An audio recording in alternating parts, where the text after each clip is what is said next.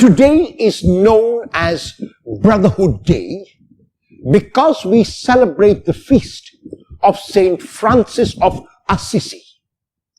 St. Francis was born in the year 1182 and died in the year 1226 after a life of a mere 45 years. In these years, Francis achieved so very much that even today, 9 centuries after his death, he is remembered, and the legacy that he built continues in the Franciscan friars of all kinds and in the sisters of Saint Clare, whom he influenced as well. The legacy of Francis is a legacy which today we have to take very seriously. It is, first of all, a legacy of care for the environment.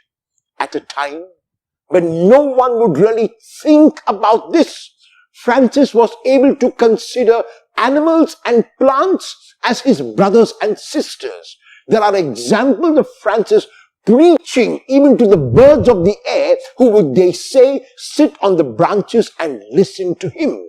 Legend has it that once when a wolf was attacking a particular village, Francis went and spoke to the wolf, dialogued with the wolf, and allowed the villagers to feed the wolf so that it would not attack the village. The wolf stopped attacking the village from that time on.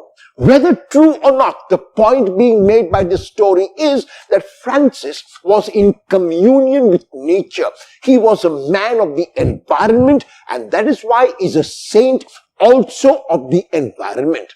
He was a man who regarded poverty as a mother.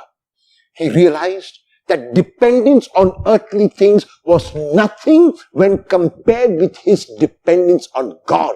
And that is why for him, God was everything, and he was able to see in the creation of God his brothers, his sisters, his friends. So for him, the sun was a brother, and he would call the sun brother sun, and the moon was a sister, and he would address the moon as sister moon.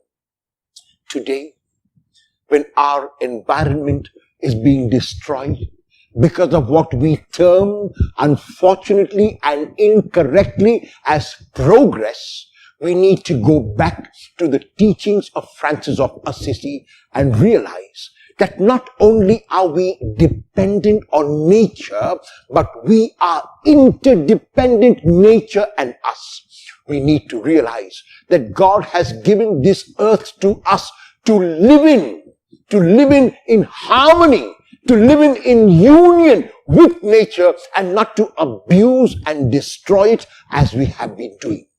In the reading chosen, Jesus exclaimed to the Father that he is so delighted that the Father has revealed these simple truths not to the intelligent, not to the learned, but to open minds, to minds like that of Francis. Francis was a studious man. Francis was an intellectual, but Francis was also a man who lived a totally practical life.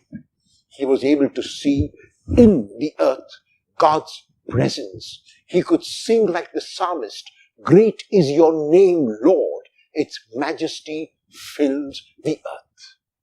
At a time when we use so very much, can we make 3 resolutions today on the feast of this saint of the environment? And the first is that we will try and make every attempt to use less today than we did yesterday, less tomorrow than we did today. Let us restrict our needs. Let us not convert our needs into our wants and our wants into our needs. We must learn to live as simply as we can, only so that the generation which comes after us and uses this same earth will be left with resources which are plentiful and bountiful. The second is to use less water. No matter in which country you live, water is a scarce resource. And there are some who are knowledgeable about the environment when they say that the next war, if there is a war, will be about water. So we need to use this scarce resource sparingly. We must never, no matter what we do, waste water and use it only when required. And the third is, we become a little more selfless and a little less selfish today. Francis was able to give of all of the riches that he had earned. He was able to let go of that former life that he lived in order to live a life which reached out to the poor. As his legacy, the Franciscan brothers, fathers, and the sisters do so much of good all over the world. If we cannot join them, cannot be part of them in their ministry, let us be part of them at least in our action of reaching out to the less fortunate, of reaching out to the poor, of making sure that the life of one poor person is better today because of me. A happy feast of St. Francis of Assisi to all.